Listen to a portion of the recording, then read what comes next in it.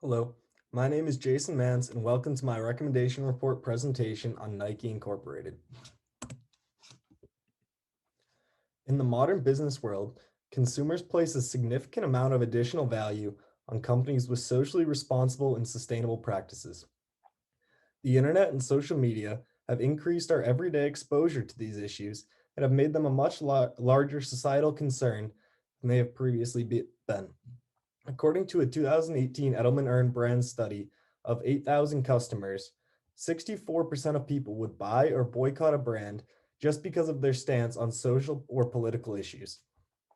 Nike realized this earlier than most companies, as they faced backlash due to their treatment of overseas employees, with many factories being considered sweatshops with unsafe and unfair working conditions and low wages. Many customers boycotted the Nike brand, causing significant losses in the late 1990s and inspired Nike to shift their focus as a company. Realizing they were behind in the battle for social responsibility, Nike shifted their efforts on sustainability and the environment and are now one of the most environmentally friendly and sustainable companies worldwide. Nike has implemented various policies that have given them their status as a very sustainable company. Nike is often focused on setting extensive policies and goals for themselves, focused on long term development rather than short term success. These policies include recycling, waste management, and emissions control, among other things that have allowed Nike to become one of the most environmentally friendly companies in the world. As Nike creates and implements more policies into their business, they will gain public recognition as a sustainable company, which will eventually result in massive increases in sales. This was demonstrated through Nike's 2019 Dream Crazy campaign, which focused on promoting women in sports. Within 1 week of promoting these messages on social media and through advertisements, Nike had received 5.2 million mentions on Twitter, exposure that is valued at $43 million for Nike. Due to campaigns like this throughout 2019, Nike's stock price rose 31% from 2018, demonstrating just how useful these campaigns can be for a business. While this was a social campaign rather than an environmental one, the numbers related to it demonstrate the importance and value that customers place on responsible companies. Nike has also committed themselves to the Transform Net Zero initiative, which aims to reduce global emissions to zero by the year 2050. The implications of reducing global emissions by 2050 are massive, but Nike is one of 9 founding members of this initiative that aim to lead by example and lead the world to a more sustainable planet. Other members of Transform Net Zero include Starbucks and Microsoft, but Nike is the only footwear and apparel company involved. Nike also aims to reduce the amount of waste they put into landfills. Each year, 139 million tons of waste are added to landfills, and an estimated 80% of this waste could have been recycled. Realizing this, Nike set out to stop sending manufacturing waste to landfills, and as of 2019, they only had one factory that was still sending waste to landfills.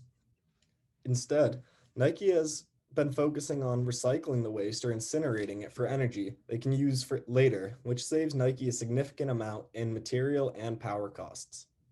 The process for removing landfill waste from Nike headquarters and distribution centers has been a bit slower than their manufacturing operation, but they are working diligently to correct this.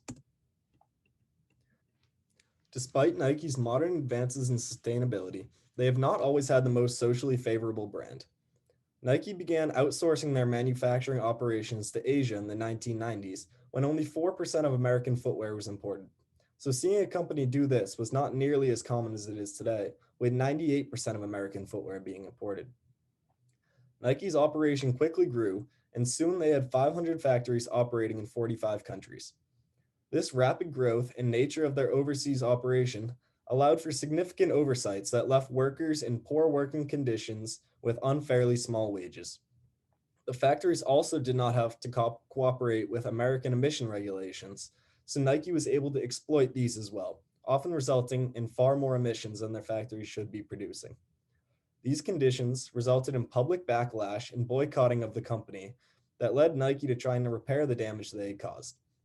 After producing a series of press statements and promises that would fix the issues, they created a more transparent supply chain, becoming one of the first companies to publish a list of all the factories they worked with. This would allow consumers to see what was going on behind the scenes at Nike and hopefully would begin to repair their reputation with the public.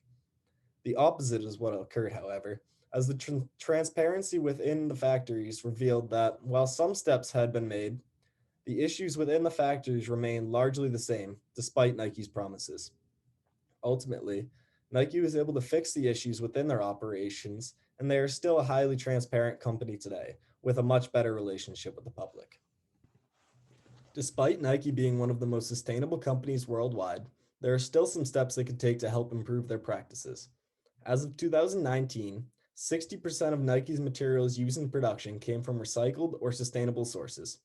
This number is very good overall, but some materials, such as EVA foam, are less than 1% recycled, while cardboard and cotton are both close to 100%.